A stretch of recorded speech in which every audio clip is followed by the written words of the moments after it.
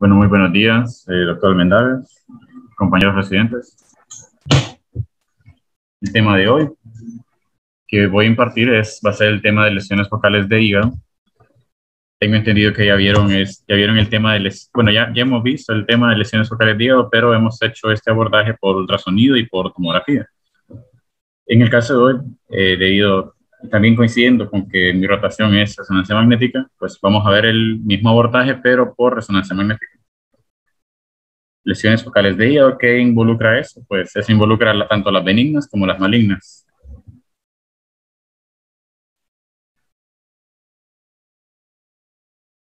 Puntualmente, empezaré hablando del protocolo de resonancia magnética, para luego pasar a las lesiones benignas propias. Adelantando dichas lesiones, pues voy a hablar del hemangioma, la hiperplasia focal nodular, el adenoma hepatocelular y los quistes benignos. Con respecto a las lesiones malignas, pues el que ya conocemos todos, el carcinoma hepatocelular, el colangiocarcinoma, únicamente voy a hablar de la variante intrahepática, que es la que forma masas, y metástasis. Eso con las lesiones malignas. Bien, antes de todo, pues hay que conocer el protocolo de resonancia magnética. Como empezamos, pues, antes que todo, y más que todo para los R1, era un protocolo de resonancia magnética, es como una receta de cocina. Imagínense como una pirámide, ¿verdad? En el punto más alto de la pirámide, imagínense como ¿verdad? En el punto más alto está el protocolo. Y el protocolo lo componen muchas cosas. Por debajo del protocolo están las secuencias. Entonces, secuencias, planos, y ya más abajo están parámetros del resonador, que es como que en el ultrasonido pues modifiquemos las ganancias, ¿verdad? O usemos un transductor convexo o lineal, etcétera. Entonces, el protocolo de resonancia magnética que lo componen prácticamente tres secuencias. Una de estas, tres secuencias, T2, T1 y difusión. En el caso de T2, pues vamos a hacer un T2 con y sin supresión grasa. T1 o ponderada en T1, vamos a hacer una en y fuera de fase. Y vamos a realizar una también con supresión grasa. Esta última con supresión grasa va a ser útil o la vamos a utilizar para las fases, la evaluación dinámica, ¿verdad? O sea, las fases contrastadas. Difusión, una técnica ponderada en difusión, ya voy a explicar más adelante esa. Y un T1 con supresión grasa dinámica. ¿Qué se refieren con dinámica? Pues vamos a hacer adquisiciones en fase arterial con medio contraste. Todo esto es la evaluación de resonancia de las lesiones focales de hígado por resonancia magnética involucra, o es requisito, utilizar medio contraste. Más adelante lo voy a explicar, ¿verdad? Porque voy a explicar de los hepatoespecíficos y los extracelulares. Entonces, un T1 con supresión grasa dinámico. ¿A qué se refieren con dinámico? Que vamos a hacer evaluaciones en fase arterial, venosa, portal, fase de equilibrio y hepatobiliar, que esta hepatobiliar es exclusiva de los hepatoespecíficos. Y es con la que tal vez no estamos muy familiarizados nosotros, ¿verdad? Porque nosotros más que todo ya conocemos la arterial, la portal y la fase de equilibrio, o la fase tardía también. Muy bien, un T2, entonces. Nuevamente, protocolo de resonancia magnética. ¿Qué secuencias? T1, T2, difusión. T2, ¿qué parámetros de T2 vamos a dos planos, axial y coronal? Por lo menos dos planos, ¿verdad? Para ubicar bien una lesión, toda lesión debe verse en dos planos, si no, no es real, ¿verdad? Entonces, por eso ocupamos un axial y un coronal. ¿Qué secuencias? Pues un T2 con y sin supresión grasa. ¿Cuál va a ser el objetivo del T2? Más que todo, T2 nos va a proporcionar información sobre el contenido de una lesión, es decir, si una lesión es líquida, es fibrótica o contiene hierro. Esto se va a ser reflejado en las imágenes como una intensidad de señal alta. Para los líquidos, recuerden, los líquidos en T1 son hiperintensos. Lo más hiperintenso en un T2, perdón, lo más hiperintenso o lo que más señal tiene en un T2 es líquido, siempre, líquido. El tejido fibrótico lo vamos a ver como una señal baja y el contenido de hierro como una señal muy baja.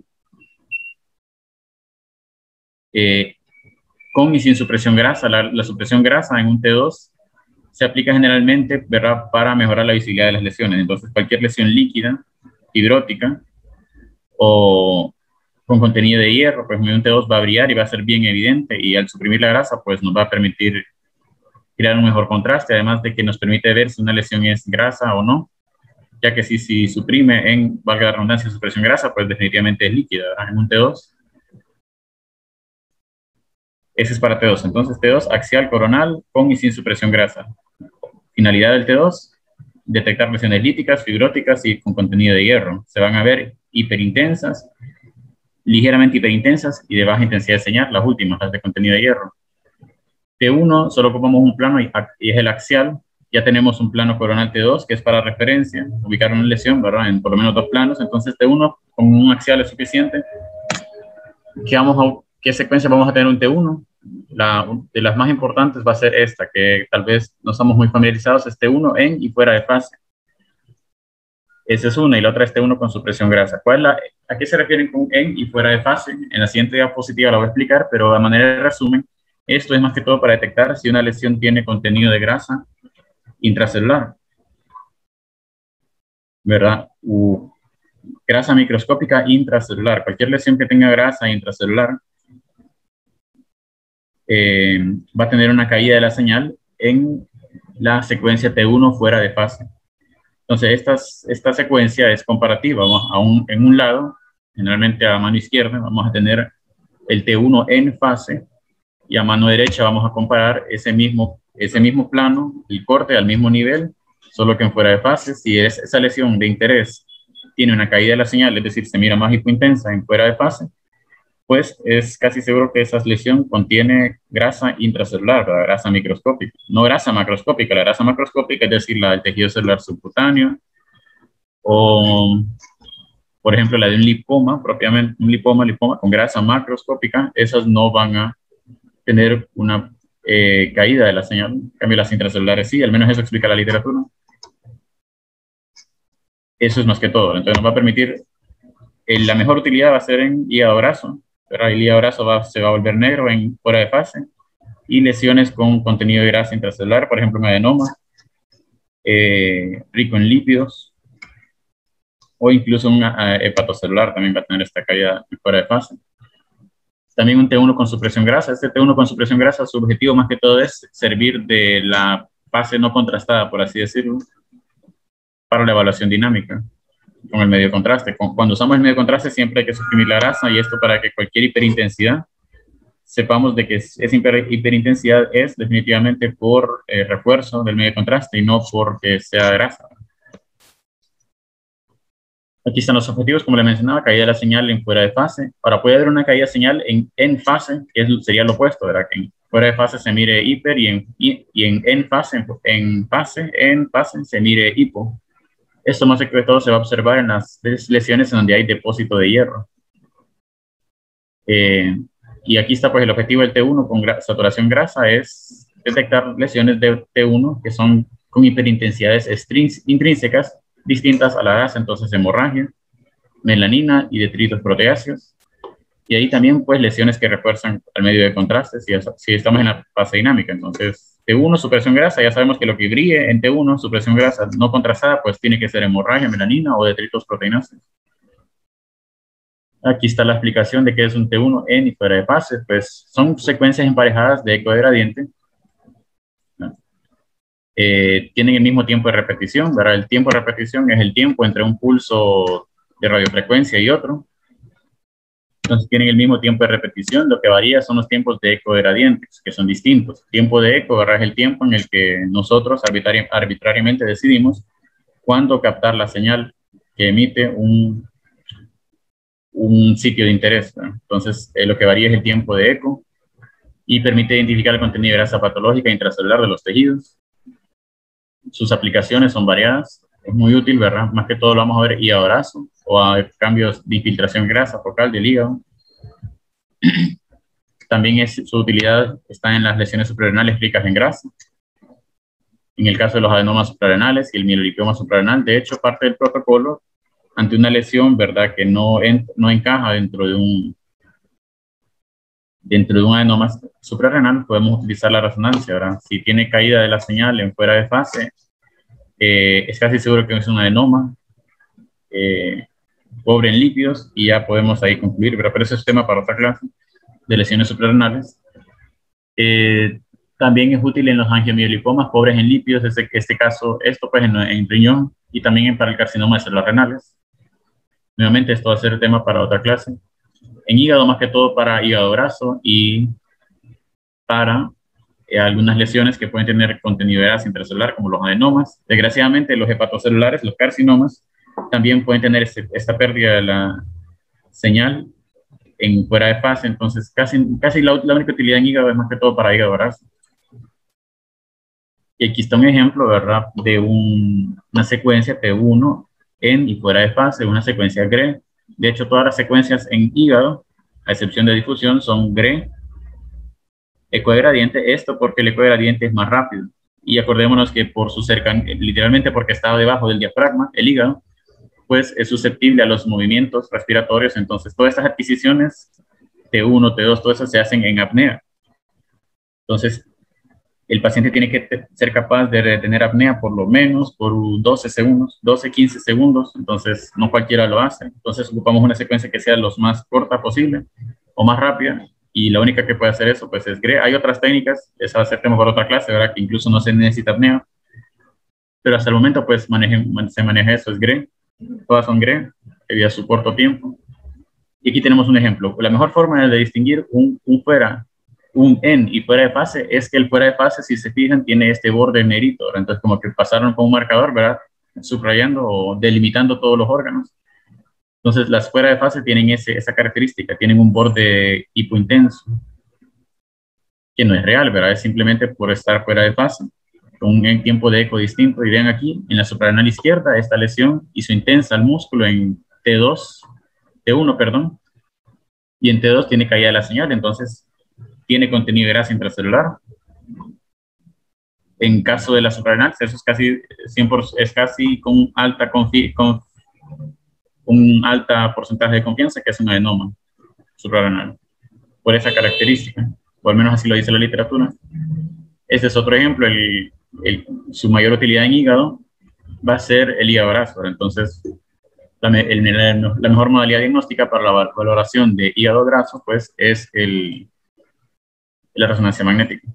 Vean aquí, en fase, ¿verdad?, hígado isointenso, ligeramente isointenso, hiperintenso, pero no tanto como la grasa, de aquí ya podemos ver que puede que estemos ante un hígado graso, y lo confirmamos en la fuera de fase, ¿verdad?, hay caída de la señal bien significativa, entonces hígado graso.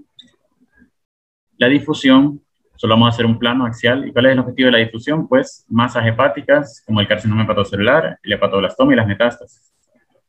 Entonces, la utilidad de la difusión radica en que, bueno, ¿qué es la difusión? Es un proceso físico de movimiento aleatorio de moléculas de agua. Este movimiento de moléculas de agua intracelular está restringido por la presencia de membranas celulares. Entonces, en tejidos muy celulares como las neoplasias, la difusión está restringida debido al volumen intracelular relativamente mayor y a la alta densidad de membranas celulares. Entonces, la difusión explota este fenómeno y su contraste de imagen se basa en diferencia en la movilidad de los protones de agua. Entonces, en resumen, ¿verdad?, las lesiones que restringen entre mayor celularidad tengo una lesión, mayor membranas celulares, entre mayor membranas celulares, mayor restricción a la difusión o al movimiento libre de moléculas de agua. Entonces van a restringir a la difusión y esto va a ser característico de las metástasis y de las lesiones neoplásicas. Van a tender a restringir, no todas, pero van a tender a restringir, a diferencia de las lesiones benignas, como el hemangioma. La hiperplasia focal nodular definitivamente no va a restringir, ¿verdad? Y el adenoma hepatocelular. Desgraciadamente también esta restricción también la vamos a ver en abscesos. En este caso, la teoría de por qué restringen los abscesos es distinta. Aquí más que todo es por el hecho de que estamos ante un tejido necrótico, desvitalizado. Entonces simplemente no hay movimiento libre de agua, de las moléculas de agua, etcétera. Entonces, solo plano axial, difusión. Generalmente no se hace de rutina la difusión en hígado. Lo hacemos simplemente si encontramos algún hallazgo en las otras secuencias. Y se hace de último, generalmente. Y por último, las secuencias post-contraste, que son las, como por decirlo así, las más importantes, las del dinero, y son las secuencias post-contraste. Entonces, vamos a usar un T1, ecogradiente, nuevamente ecogradiente, porque es el más corto, es el más rápido, y por otros motivos que lo voy a explicar más adelante. Y vamos a usar las fases que ya conocemos: fase arterial, venosa portal, equilibrio. Estos ya estamos algo familiarizados por tomografía. La fase arterial de 20 a 30 segundos, son un poquito antes si se fijan. Fase venosa portal 60 a 70, equilibrio 3 a 5 minutos. Y sí, aquí introducimos una nueva fase que es la fase tardía hepatobiliar. También existen medios de contraste, por así decirlo, hepatoespecíficos o con excreción biliar yodados, simplemente que son menos populares debido a sus efectos adversos, ¿verdad? Pero sí, esta fase tardía hepatobiliar, ¿verdad?, es más propia de la resonancia magnética y los medios de contraste hepatoespecíficos. Esta varía dependiendo del medio de contraste que utilicemos, puede ser de 10 a 30 minutos si usamos el gadoxetato, y de 45 a 60 minutos si usamos el gadovenato. Y ¿verdad? Va a variar el tiempo dependiendo del medio de contraste que usemos. También hay una fase retrasada posterior que va de 1 a 3 horas, en algunas instituciones. La literatura que consulté no dio mayor detalle acerca de cuál es la utilidad de esa fase retrasada posterior. Voy a hablar un poco de los medios de contraste. En resonancia magnética, al igual que en convencional, al igual que en tomografía, ¿verdad?, hay medios de contraste positivos, negativos, neutrales, incluso el agua, incluso el gel. Incluso el gel ultrasonido es un medio de contraste. Recuerden que el líquido del agua se ve hiperintenso en T2. Entonces, pero ahorita vamos a hablar de los medios de contraste intravenosos para resonancia magnética. Son dos: extracelulares y hepatoespecíficos. Tanto los extracelulares como los hepatoespecíficos permiten obtenciones de imágenes dinámicas post-contraste en múltiples fases. Entonces, tanto un hepatoespecífico como un extracelular nos va a permitir hacer adquisiciones en fase arterial, portal y en equilibrio. Obviamente, un extracelular va a obtener esas fases dinámicas, las va a obtener más bonitas, ¿verdad?, que un extracelular, ¿verdad? Pero con ambos podemos hacer las mismas adquisiciones: arterial, venosa portal y tardía. La diferencia es que los hepatoespecíficos tienen cierto grado de excreción biliar. Eso es lo que los vuelve, entre comillas, hepatoespecíficos. El hecho que se excreten por vía biliar, ¿no? Y esto permite una adquisición tardía en la fase hepatobiliar. Entonces, lo más importante aquí es que solo los hepatocitos que funcionan normalmente van a absorber los hepatoespecíficos y los van a excretar por el árbol biliar, ¿no? Esto es quizás lo más importante con respecto a diferenciar los intra y los hepatoespecíficos y los extracelulares. Este es el punto más importante, ¿verdad? Y eso es lo que hay que memorizarnos, que solo los hepatocitos que funcionan normalmente van a absorber el hepatoespecífico. Entonces hay dos, al menos los que la literatura que consulté menciona dos: el EOVIS y el multi-Haynes. El primero es de Bayer y es el ácido gadoxético. Pues la mitad de este medio se toma por los hepatocitos y es eliminado por vía biliar. El otro 50% se comporta como un extracelular y va a ser eliminado por vía renal. Y aquí que el EOVIS es el más, bueno, ese es el EOVIS. Este 50% de eliminación por vía biliar hace que la fase hepatobiliar sea la más rápida de los dos. Este nos permite obtener una fase hepatobiliar a los 20 a 40 minutos. Es más rápido. El multi-Hans es dimeglumina gadovenato. Un 3-5% de la dosis es captada por los hepatocitos, bien poquito, ¿verdad? Pero la propiedad de estos medios de contraste, que son paramagnéticos, acortan el tiempo de T1. Entonces, incluso con dosis pequeñas, logramos un contraste adecuado, a diferencia de lo que ocurre con los yodados, en donde el grado de atenuación depende mucho de la concentración de yodo y de la dosis. Pero aquí no, ¿verdad? Aquí incluso dosis pequeñas permiten un adecuado contraste debido a sus propiedades paramagnéticas. Pero sí, lo que va a afectar este 3 a 5% no es tanto qué tanto contraste produzca, sino el tiempo. Entonces, lo que afecta esto es el tiempo. Entonces, el multi-Hans, su fase hepatobiliar va a ser hasta los 1.5 hasta 3 horas. Entonces, para obtener esa fase hepatobiliar con el multi-Hans, vamos a tener que esperar más tiempo. Aquí esta tabla, pues, otra cosa, ¿verdad?, es que el EOVIS es es el Primovist, ¿verdad? Que acabamos de realizar unas pruebas aquí en el seguro, ¿verdad? El Eovist es el Primovist, solo que cuando este se comercializa fuera de Estados Unidos, lo llaman Primovist, ¿verdad? Es el mismo Eovist, es el mismo ácido galactósico. Entonces aquí una tabla que resume comparando los extracelulares y los específicos. Los que van a obtener una mejor y los que van a obtener mejores imágenes en las fases arterial, venosa y portal, pues van a ser los extracelulares, ¿verdad? Son los que obtienen mejores imágenes robustas en fase arterial, portal y equilibrio. También son los más baratos. En cuanto a los agentes específicos, hepatoespecíficos, pues el que más se acerca a un extracelular, pues es el multihans. Entonces, si comparamos el multihans con un extracelular, gadolinio, ¿verdad? En fase arterial, venosa, portal y tardía, ¿verdad? Casi la calidad de imagen va a ser igual, similar. Por eso es que muchas instituciones prefieren el multihans, porque permite valoraciones de fase arterial, portal y tardía, casi como que estuviéramos usando un extracelular. El EOVIST, pues, sí podemos realizar adquisiciones en estas fases, pero no son tan robustas, no son tan bonitas. Al menos esto menciona la literatura, al menos yo no, es algo nuevo que estamos haciendo aquí en el seguro, no he visto, no he logrado comparar, ¿verdad? Pero lo que le menciona la literatura es que sí son más robustas con los extracelulares. La ventaja del EOVIS es que es más rápido, ¿verdad? 20 minutos ya tenemos fase hepatobiliar. El multihans no, tenemos que esperar hasta 90, 180 minutos, una hora y media. Una hora y media, ¿verdad? De tiempo no perdido, porque lo que se hace es que se despacha al paciente o se saca del resonador, se hace otro estudio y luego se resume con el mismo paciente. Y de ahí lo que son casi similares, solo que cambia el precio. El precio es más barato, el multihans, el EOVIS es más caro.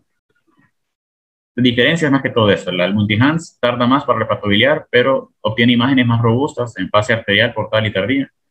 El EOVIST es más caro, es más rápido para la fase hepatobiliar, pero las imágenes en fase arterial y portal son menos robustas, son menos bonitas, por así decirlo. Y también el EOVIST se asocia a algunos artefactos, ¿verdad? Como por ejemplo el pseudo washout, pero esto sí hay que tenerlo en cuenta, ¿verdad? Entonces, ¿qué es ese pseudo washout? Como el EOVIST esos hepatocitos se empiezan a captar antes, ¿verdad? Aquí menciona 20 minutos. 20 minutos es el tiempo ideal en donde la mayor captación ocurre, pero eso no significa que a los 10 minutos ya esos hepatocitos ya empiezan a captar, ¿verdad? A los 10 minutos, 5 minutos, algunos hepatocitos ya empiezan a captar. Entonces, esto genera un problema porque puede generar un fenómeno de pseudo lavado o pseudo washout. Entonces, al momento de adquirir una fase tardía, sobre todo si la hacemos muy tardía, como los 10 minutos, varios hepatocitos ya van a empezar a captar ese medio, van a aparecer hiperintensos y la lesión, pues, digamos que es un hemangioma, obviamente no va a captar ese medio, entonces va a parecer como que ese hemangioma tuvo un pseudo lavado. Entonces, eso es una de las observaciones con si usamos el EOVIST, más que todo eso. Hoy sí vamos a pasar a las lesiones benignas, son 4: hemangioma, hiperplasia, el adenoma y las lesiones quísticas. El hemangioma, pues vamos a empezar con este porque es la lesión sólida hepática benigna más frecuente. Es el tumor hepático más común. Son tumores de origen mesenquimatoso, es decir, son de origen de tejido mesenquimal. La prevalencia de estas lesiones oscila entre el 1 y el 20%, más frecuente en la cuarta y quinta década de la vida, y muestran una predilección por mujeres. Casi todos muestran predilección por mujeres. Todas las lesiones benignas muestran una predilección por mujeres. Ya conocemos el curso natural del hemangioma. Ahora estos suelen permanecer estables y pueden variar desde unos milímetros hasta más de 20 centímetros. Hay hemangiomas gigantes también. Entre más grandes son, más heterogéneos. Entre más pequeños, pues más se acercan a su apariencia típica. Por ecografía, pues algo hipericoico. Si fuese por ecografía, ahora lesión hipericoica, pequeña, redonda, bien definida, no capta. En ese hemangioma hasta que no se muestre lo contrario, si estamos entre un paciente sin factores de riesgo. Se han descrito características patognomónicas de imágenes. Más que todo, el hemangioma lo vamos a caracterizar en fase contrastada. Va a tener una intensidad de señal moderadamente alta en T2 y una intensidad de señal baja en T1. Tenemos 4 imágenes de resonancia magnética del mismo paciente en plano axial. En la imagen A y B tenemos un T1 en y fuera de fase. Nuevamente el fuera de fase se distingue por el tiempo de eco, pero más que todo por, bien, rápidamente, pues porque tiene esos bordes hipointensos que rodean a los órganos, a las distintas estructuras.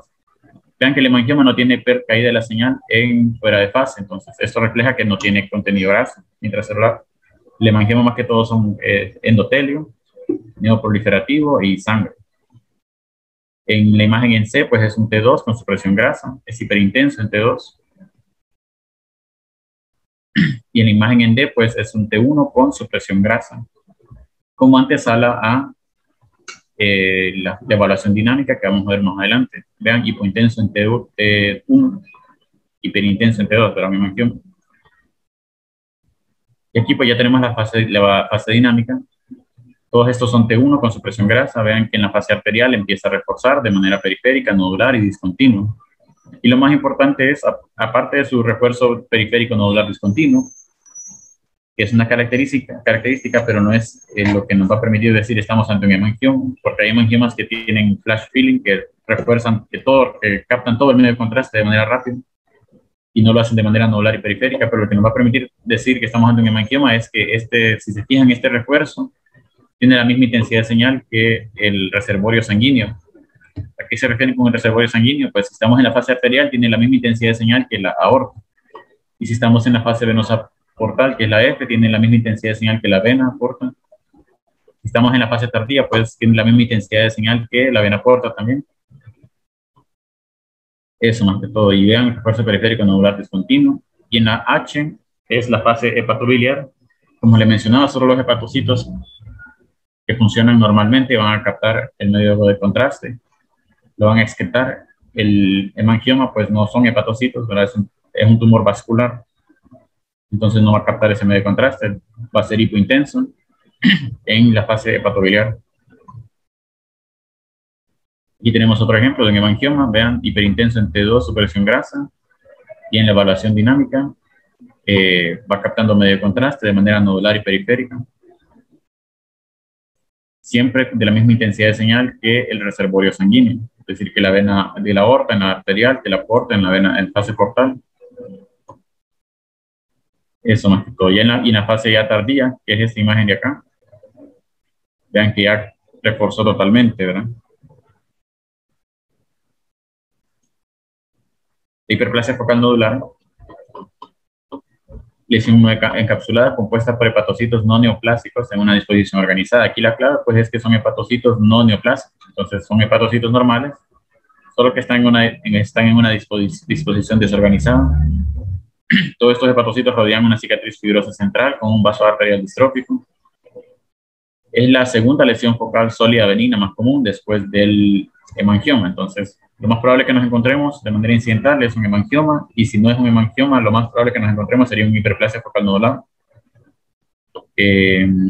Pacientes jóvenes y de mediana edad, al igual que el hemangioma, y como todos los tumores hepáticos benignos, claro predominio femenino, ahora todos tienen mayor predominio femenino, todos afectan más comúnmente a las mujeres, el hemangioma, el adenoma y el hiperplasia focal nodular. La resonancia se considera la mejor herramienta de imagen para el diagnóstico de la hiperplasia nodular focal, con una especificidad hasta el 98%. Aquí sí habría que hacer una observación: la resonancia magnética contrastada con medios de contraste hepatoespecíficos, ¿verdad? Se considera la mejor herramienta para el diagnóstico. ¿Cómo las vamos a ver? ISO hipointensas en T1, ISO o ligeramente hiper en T2. Hasta un 50-84% de los casos vamos a poder ver la cicatriz central. Aquí sí difiere de la tomografía, entonces es más probable ver la cicatriz en una resonancia que en una tomografía. ¿Y cómo vamos a ver esa cicatriz? Pues intensidad de señal baja en T2, T1 y una señal alta, moderada en T2. Entonces, hiperintenso en T2, líquido, grasa y tejido fibrótico cicatrizal también tiene una intensidad alta en T2. Entonces, tejido fibrótico cicatrizal, intensidad de señal alta en T2. Si le suprimimos grasa, pues esa cicatriz central va a brillar, ¿verdad? Va a ser bien evidente. Más evidente que como si estuviésemos en tomografía. Aquí tenemos lo que les mencionaba, ¿verdad? En T1 es ISO. Y si logramos ver, si logra estar presente la cicatriz, va a ser hipo. Vean aquí, este es A y B, son en y fuera de fase, no hay caída de la señal. Esto refleja el hecho que no tienen grasa intracelular, ¿verdad? Si estuviésemos ante un hígado atóxico y por el hecho de que estos son hepatocitos normales, puede que todo el hígado, incluido el hiperplasia, tengan caída de la señal. Y pues en un T2 con supresión grasa, vean que la cicatriz tiene una señal de intensidad alta, es hiperintensa. Recuerden todo lo que es tejido fibrótico, líquido, tejido fibrótico, van a tener intensidad de señal alta en T2. De ahí en D tenemos T1, T1 con supresión grasa. Como antesala a la fase dinámica contrastada, que la tenemos acá, vean, se comporta igual que en una tomografía, entonces tiene un hiperrefuerzo, un refuerzo ávido homogéneo en fase arterial. Todo refuerza menos esa cicatriz central. Vemos que en la fase venosa portal se vuelve isointenso al parénquima hepático, no lava, no hay lavado del medio de contraste, solo permite diferenciar de algo maligno como un carcinoma. Y en la H, que sería la hepatobiliar, vean que capta medio de contraste hepatoespecífico por el hecho de que son hepatocitos normales, pero son hepatocitos funcionales, solo que están en una disposición desorganizada. La H es la más importante, lo que nos permitiría diferenciar un hepatocelular de un adenoma. Un adenoma, en el caso, si tenemos la cicatriz, pues casi seguro que es un hepatocelular, ¿verdad? Los adenomas la cicatriz no se asocia a los adenomas, sí se asocia a los hemangiomas, pero si fuese un hemangioma, pues las otras características que discutimos nos permitirían diferenciarlo. Pero si una hiperplasia focal no tiene una cicatriz, que puede no estar presente, pues en las otras fases sería indistinguible de un adenoma hepático. Y lo único que nos permitiría distinguirlo sería esta fase, la fase hepatobiliar. La hiperplasia focal refuerza en la hepatobiliar, el adenoma no. Y aquí tenemos otro ejemplo. Vean, ¿verdad? Isointenso, en T1, cicatriz central hipointensa. Fase arterial refuerza, hiperrefuerzo en fase arterial más que el parénquima hepático. En fase venosa portal se vuelve ligeramente hipointenso, pero ligeramente hiper o iso al parénquima, pero nunca hipo al parénquima hepático. Si es hipo al parénquima, pues estamos ante algo maligno. Y en la fase retrasada, tardía, isointenso al parénquima, y vean que la cicatriz reforzó. Ahora, el tejido fibrótico tiene esa característica que refuerza tardíamente. El tejido fibrótico siempre refuerza tardíamente, y así como refuerza tardíamente, es igual de retrasado en soltar ese medio de contraste, que permanece hiperintenso. Y tenemos otro ejemplo de un hiperplasia focal nodular en fase arterial. Vean que hiperrefuerzo y la cicatriz no refuerzo. Y la clave aquí es que estos sí van a captar el medio de contraste en la fase hepatobiliar. Si usamos los hepatoespecíficos, vamos con el adenoma. Es una lesión focal de hígado primaria benigna, poco común. Pero entonces, en orden de probabilidad es el hemangioma, hiperplasia focal, y ya de último de las benignas sería el adenoma. Al igual que todos los anteriores, pues más frecuente en mujeres. Lo típico, ¿verdad?, que describen los libros y todo, es que son mujeres en edad fértil que toman anticonceptivos, el adenoma. A diferencia de la hiperplasia, son neoplasias verdaderas. Entonces, estas sí son neoplasias, son hepatocitos que han sufrido una transformación neoplásica benigna. Es una proliferación monoclonal de hepatocitos bien diferenciados, dispuestos en láminas y cordones. Monoclonal, entonces todos estos hepatocitos del adenoma surgieron a partir de un hepatocito que sufrió una mutación, pero que no tiene características malignas. Va a ser en resonancia magnética, intensidad de señal leve a moderada en T2. Va a tener casi las mismas características de la hiperplasia focal. Va a ser una realce en fase arterial tardía, en las secuencias posteriores al contraste. Hiperrefuerzo en fase arterial. Lo que nos va a permitir diferenciarlo es que no van a captar el medio de contraste en la fase hepatobiliar. Entonces, un adenoma no va a captar en la fase hepatobiliar una hiperplasia así. En la literatura que consulté, pues mencionaba que hay 3 tipos de adenomas: los inflamatorios, los inactivados por el factor de HNF, y los que están activados por beta-catenina. La importancia de diferenciar estos 3, y de hecho estos 3 se pueden diferenciar por resonancia magnética, Pero la importancia de diferenciar estos tres es que los primeros dos no se asocian a transformación maligna, el último sí. En el segundo es donde entra en utilidad el T1 en y fuera de fase, ¿verdad? El 2 y los inactivados por HNF1 tienen un mayor depósito de grasa intralesional. Entonces, esto va a tener una caída de la señal en la secuencia T1 fuera de fase. Y los inflamatorios tienen una señal de alta periférica en T2. Aquí tenemos un ejemplo de un adenoma. Vean, tenemos dos aquí, ¿verdad? Dos adenomas, uno en el lóbulo caudado, de hecho. Vean aquí que no hay caída de la señal en fuera de fase. Pero los adenomas sí pueden tener esta caída de la señal en fuera de fase. Y se asocia más que todo a ese subgrupo que está inactivado por HNF1. Como mencionaba ahí, la literatura en T2 van a ser ligeramente hiperintensos en T2. Y aquí tenemos un T1 con supresión grasa. Permanecen isointensos. Y en la fase dinámica contrastada, vean que aquí en este caso se usó EOVIS. Vean que a eso se refieren con que el EOVIS, quizás las imágenes no son tan robustas como si estuviésemos usando un hepato.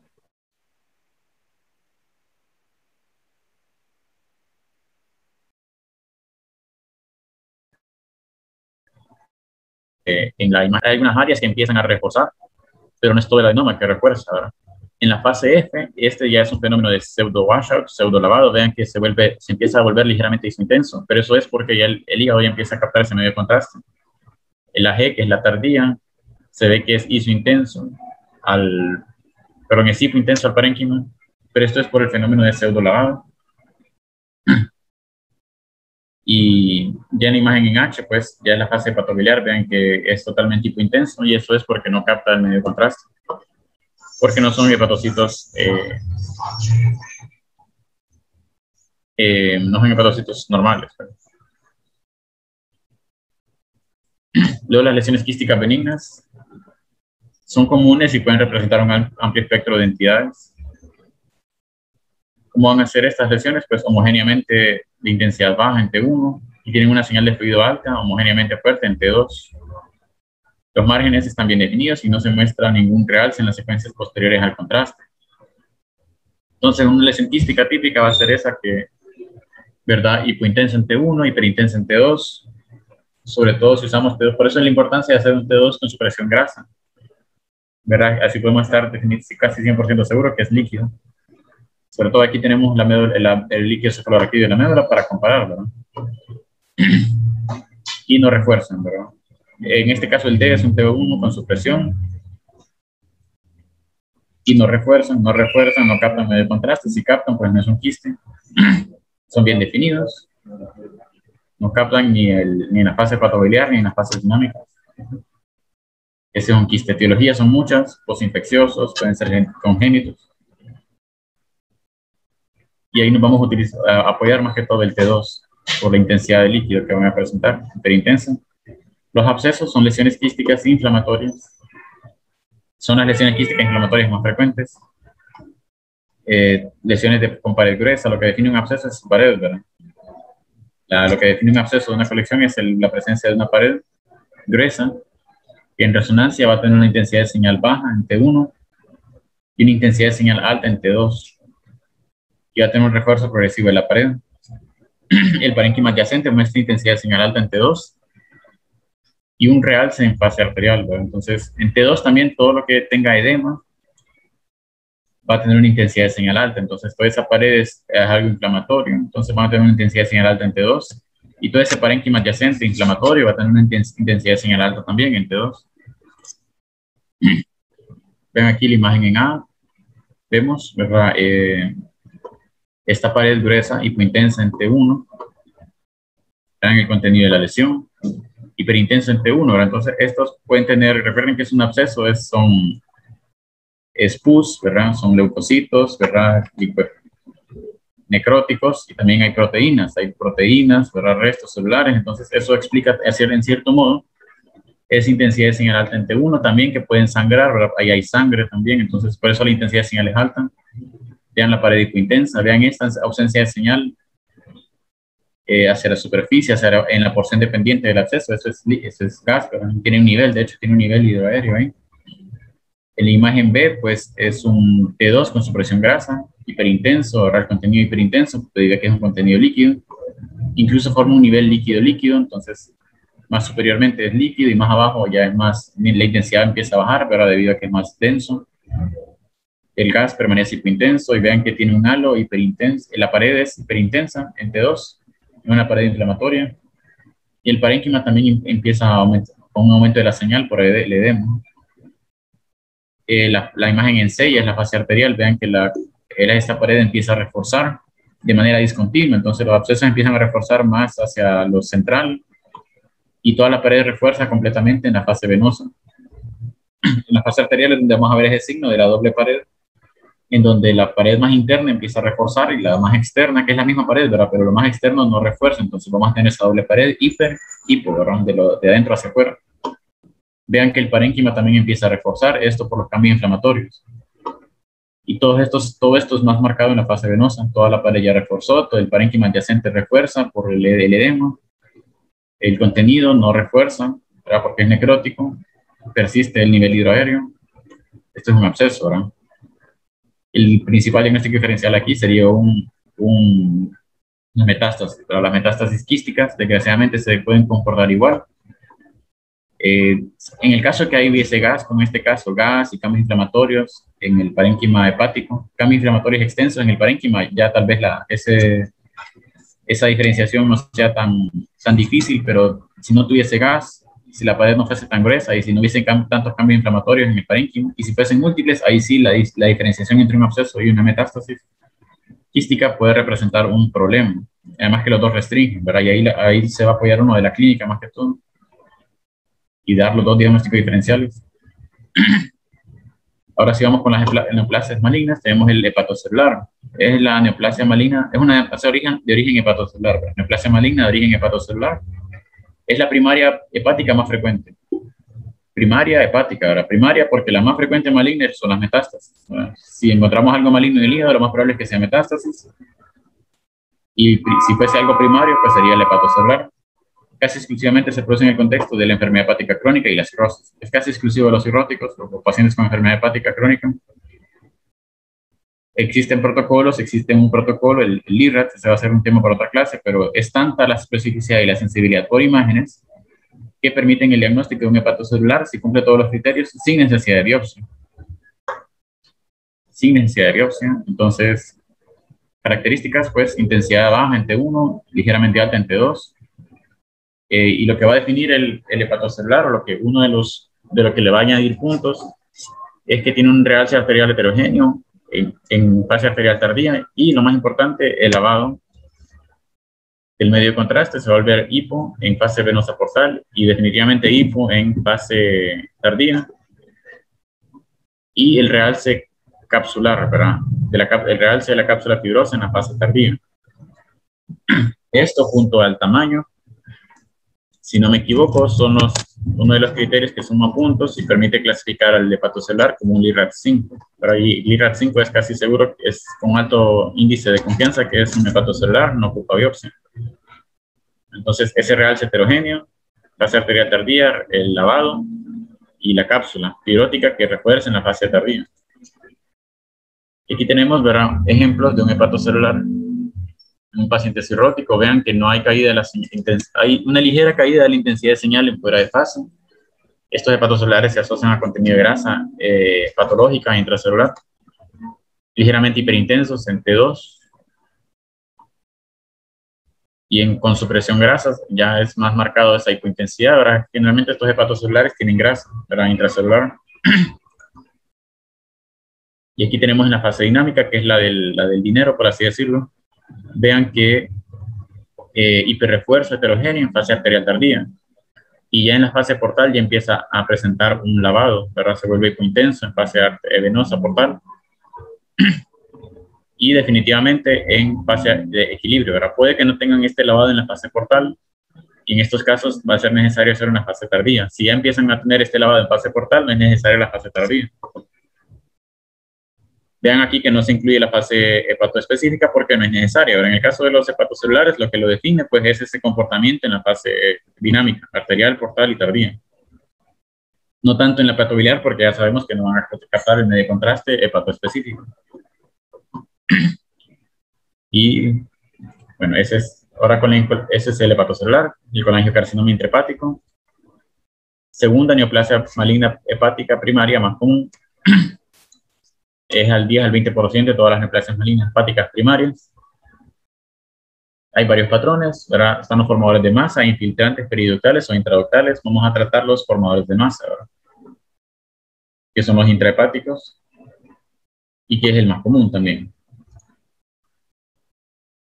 Entonces, la resonancia permite distinguir entre un intrahepático, un colangio intrahepático de un hepatocelular con un alto grado de confianza. A diferencia de los hepatocelulares, los colangiocarcinomas son lesiones desmoplásicas. ¿A qué se refieren con desmoplásicas? Que van a tender a formar tejido fibrótico. Entonces, eso lo podemos explotar en la resonancia magnética. Recuerden, tejido fibrótico refuerza tardíamente. Entonces, ¿cuáles van a ser las características? Intensidad baja en T1 y intensidad variablemente alta en T2. Y por ser un tumor que forma tejido fibrótico, vamos a ver retracción capsular. Y tenemos, ¿verdad? A y B, en y fuera de fase, es un T1. Vean que no hay caída de la señal. Esto refleja el hecho que no tienen contenido de grasa intracelular. Imagen en C, tenemos un T2 con supresión grasa, ¿verdad? Bueno, de hecho solo es un T2, pero vean que es heterogéneo, hiperintenso, y tiene una área central, ¿verdad? Hipointensa. Todo esto refleja el contenido fibrótico de la lesión. La flecha, pues, lo que está señalando la flecha es que hay cierto grado de retracción capsular. En la imagen en D, pues, es un T1 con supresión grasa. Permanece hipointenso.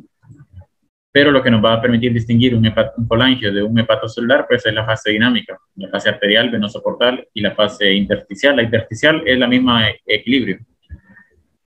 Vean, pues, que tiene un refuerzo nodular, periférico discontinuo, refuerzo irregular, en las distintas fases contrastadas. Y aquí pues la característica más importante es que a diferencia del hepatocelular no van a presentar ese lavado del medio de contraste y van a ir reforzando progresivamente, asemejando a como quien dice un hemangioma, pero recuerden que el hemangioma, el refuerzo siempre va a ser de la misma intensidad de señal que el reservorio sanguíneo, en el caso del hemangioma. En el caso del colangiocarcinoma no, ¿verdad? Simplemente va a ir reforzando hasta alcanzar su máximo refuerzo en la fase de equilibrio. Y se acompaña de otros signos como la retracción capsular también. Ya para terminar, las metástasis es la neoplasia hepática más común, ¿verdad? Si encontramos algo maligno en el hígado, lo más probable es que sea metástasis. Antes que un hepatocelular. Tiene apariencia variable según el tumor primario. Entonces, según el tipo de tumor primario, la apariencia va a depender de la apariencia. Tienen una intensidad de señal alta, leve a moderada en T2 y una intensidad baja en T1. Esto antes del contraste. Entonces, las metástasis quísticas y aquellas con necrosis muestran un aumento de señal en T2. Las quísticas y las que tienen necrosis. Estas quísticas y necróticas son más comunes en tumores neuroendocrinos, sarcomas y metástasis de melanoma. Hay un subconjunto de metástasis hepáticas que muestran hiperintensidad en T1 por diversas razones. Y un subconjunto de estos son las metástasis que contienen grasa. Entonces, aquí tenemos un ejemplo de metástasis hepáticas. Múltiples metástasis hepáticas. Tenemos aquí un en y fuera de fase. Vean que no hay caída de la señal. Esto debido a que no tienen contenido de grasa intracelular. Y vean que algunas son hiperintensas en T2. Esto refleja el edema que provocan en los tejidos circundantes. Y en las fases contrastadas, pues característicamente tienen dos tipos, ¿verdad?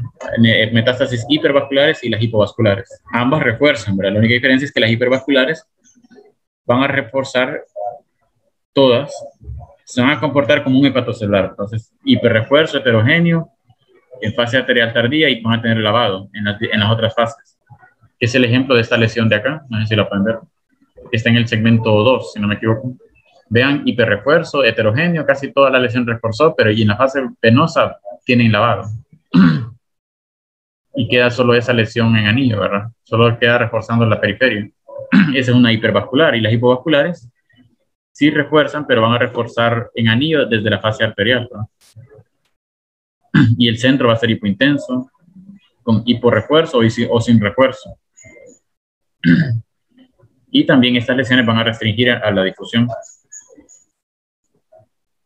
Y a manera de resumen, pues está esta tabla que está en el artículo, en la literatura consultada, pues aquí se resume todo, ¿verdad? Lo que ya mencionamos. No lo voy a volver a explicar, ¿verdad? Pero sí vean aquí que la diferencia, ¿verdad? Es más que todo con la hiperplasia focal nodular, ¿verdad? Y el uso de hepatocelulares. Todas las lesiones benignas se van a comportar de manera igual en la hepatobiliar, excepto la hiperplasia focal nodular. Esa va a captar el hemangioma, los quistes y los abscesos van a ser hiperintensos en T2, y la diferenciación va a venir, pues, de las fases contrastadas. Los quistes, si ven, ¿verdad? No refuerzan en ninguna de las fases. Son hiper en T2, hipo en T1. Y la hiperplasia focal tiene esa cicatriz central. El absceso, pues, se acompaña de edema y refuerza en anillo. Desgraciadamente, las metástasis también refuerzan en anillo. Entonces, puede ser bien difícil distinguir una metástasis de un absceso en algunas circunstancias. Vean que el hepatocelular, pues, empieza a lavar en la fase venosa portal, empieza a lavar un poquito, pero definitivamente en la tardía ya no hay medio de contraste en esa lesión. Y eso lo diferencia de un adenoma. Vean que el adenoma permanece hiper o iso incluso en la portal y en la tardía. El hepatocelular no, ya es hipointenso en la tardía. Y el colangio pues refuerza periféricamente y nodularmente, pero no refuerza como un hemangioma. El hemangioma siempre tiene la misma intensidad del reservorio sanguíneo. El colangio no, el colangio va reforzando, pero no es la misma intensidad del reservorio sanguíneo. Y eso sería todo, ¿verdad? Espero que les haya gustado la clase, ¿verdad? No sé si tienen alguna duda o pregunta. Hola Jorge, buen día para todos. Muy bonita la clase, bien explicada, ¿verdad? Solo hay que recordar que la resonancia magnética idealmente la vamos a utilizar, ¿verdad? Para aquellas lesiones que no pudimos caracterizar por tomografía, ¿verdad? O que queremos diferenciarlos, ¿verdad? Digamos un adenoma o una hiperplasia nodular, que muchas veces las hiperplasias no van a tener esa cicatriz característica que a veces nos confunde con adenoma cuando lo vemos por tomografía. O diferenciar ya sea una hiperplasia nodular focal de un carcinoma o un hepatocarcinoma fibrolaminar, ¿verdad? Entonces, eso es muy importante, esencial, la información que nos da, ¿verdad?, la resonancia magnética. También mencionar un poco, hacer de sus conocimientos de que el medio de contraste del que habló Jorge, ¿verdad?, que es el primo bis, que es el hepato específico. Ese se ha ido introduciendo hace poco, ¿verdad?, en el país. Muchos países lo han estado utilizando, pero actualmente en nuestro país ya se introdujo. Y a principios de este mes estuvimos, ¿verdad?, con Jorge, pudimos ver algunos casos en el Seguro Social que se estuvo probando este medio de contraste, identificando varios pacientes, ¿verdad?, como pacientes con hiperplasia nodular, ¿verdad?, que fueron muy características. La lesión, ¿verdad?, que tenía la cicatriz central, el realce que tenía, ¿verdad?, y cómo se comportaban las diferentes secuencias, ¿verdad? Y también pudimos ver algunos pacientes postoperados con metástasis, ¿verdad?, que tenían metástasis residuales o hipovasculares, todo eso, ¿verdad? Entonces, muy importante, ¿verdad?, que ustedes sepan más los R1 ahorita que vienen empezando y que se van a adentrar el otro año, ¿verdad?, a la resonancia. Podemos ir aprendiendo desde ahorita, ¿verdad?, el mundo de la resonancia magnética. Entonces, muy bien, y no sé si algunos tienen otras preguntas que hacer o comentarios.